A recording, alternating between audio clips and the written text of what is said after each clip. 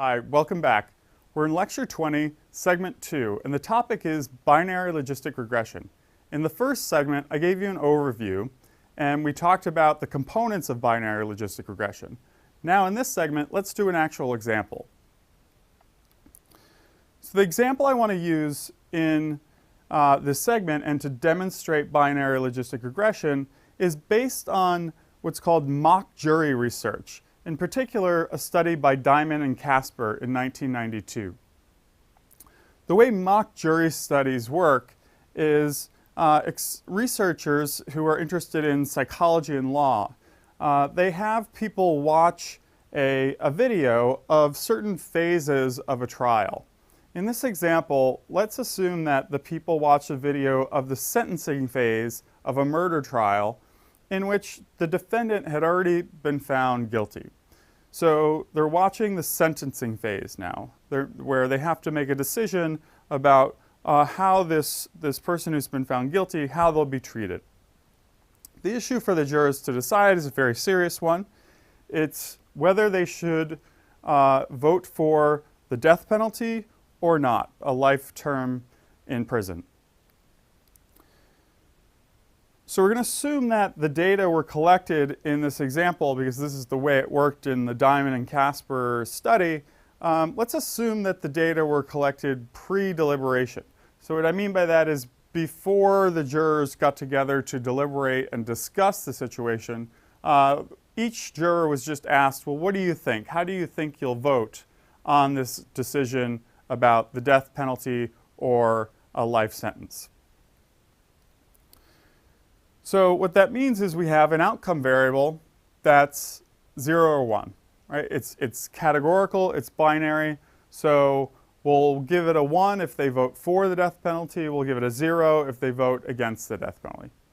And what Diamond and Casper did is they looked at a bunch of predictors, and what these predictors are is they're attitudes that the jurors themselves feel about the defendant, about the role of the death penalty, and about just sentencing in general, and how the criminal justice system should work.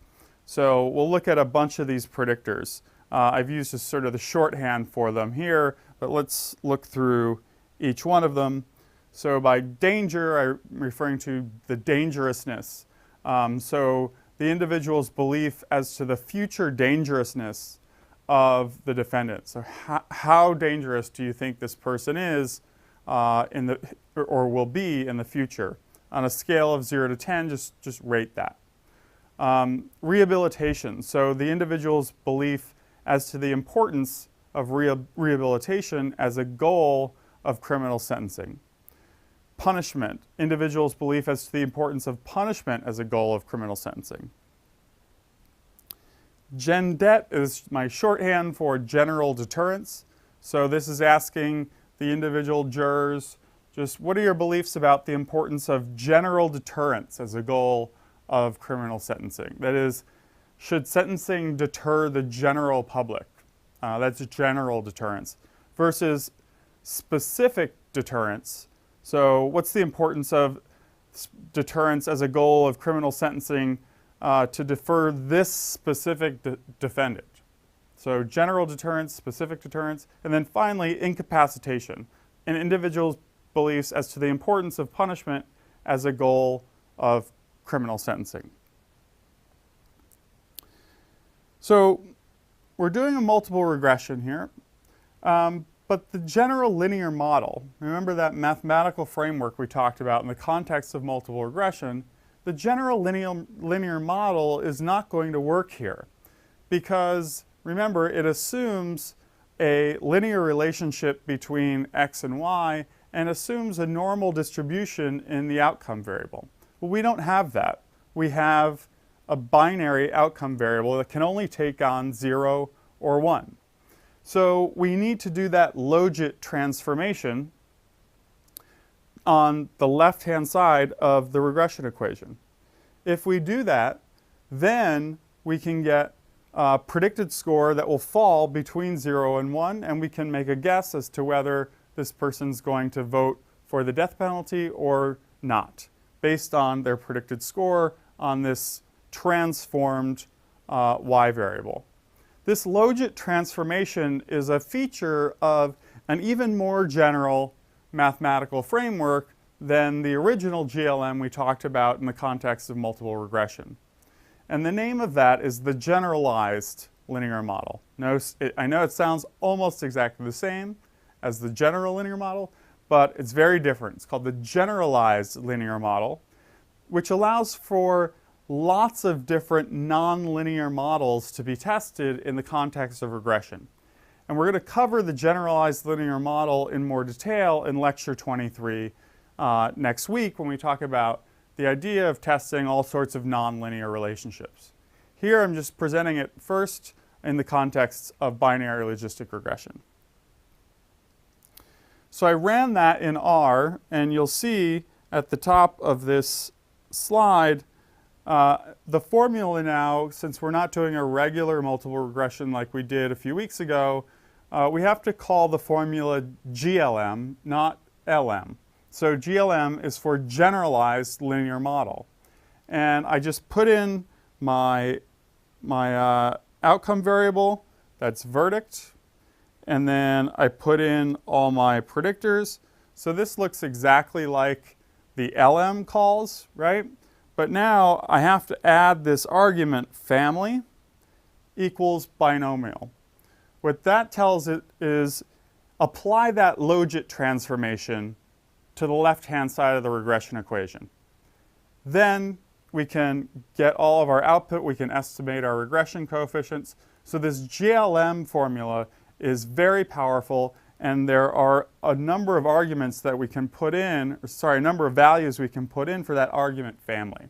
Now we're just going to do binomial, but next week when we talk about the generalized linear model in more detail, you'll see there are other types of relationships we can put in the family argument.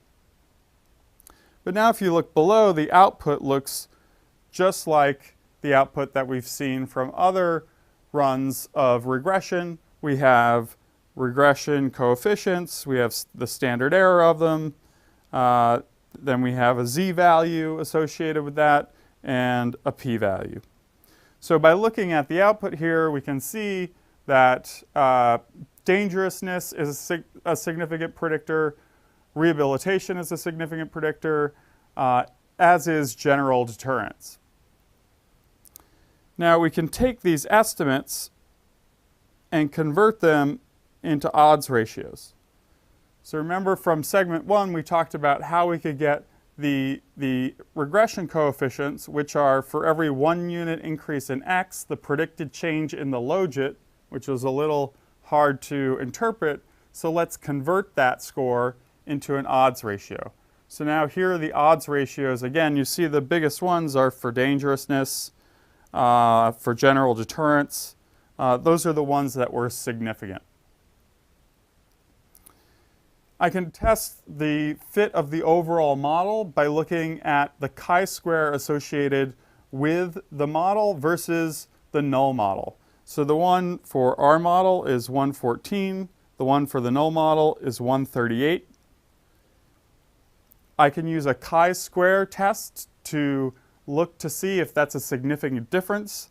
And with 6 degrees of freedom, that is a significant difference. So overall, the model is doing better than the null model, which says there's no relationship at all between the predictors and the outcome. I could do a series of walled tests that do the same thing, except now they just take the overall model and compare it to a model minus each individual predictor. So the first walled test here does that for dangerousness, and we get a significant chi-square. If we do it for rehabilitation, we get a significant chi-square, and so on. We do one for each predictor. And then those follow on the next slide. Finally, we can test again the fit of the overall model by saying, well, how well do I classify all of the cases? What percentage of cases would this model classify correctly? And it shows you the overall frequencies here and percentages, and here's the overall percentage. the model's getting 71% of the cases right. So it's doing much better than 50%. And as we saw from the chi-square tests, we're getting a statistically significant model, and we're getting individual predictors that are significant. So we're able to predict with some reliability who's going to vote for the death penalty and who will not. So again, the way to evaluate the individual predictors is through the odds ratios and the Wald tests. The way to evaluate the overall model is through the model chi-square and through classification success. And finally, if I wanted to extend this to examples with more than 2 categories on the outcome variable, then I could do what's called multinomial logistic regression. And the way that works is it's sort of like dummy coding back when we had more than 2 categories on a categorical variable.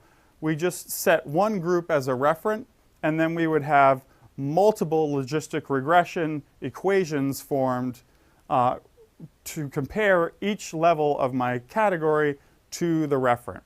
That's sort of beyond the scope of an introductory statistics course and would make this lecture a little bit too long, but hopefully you could see how you could extend that out if you had a categorical outcome variable that had more than 2 levels. You would just do multinomial logistic regression. Conceptually, all the other pieces would be the same.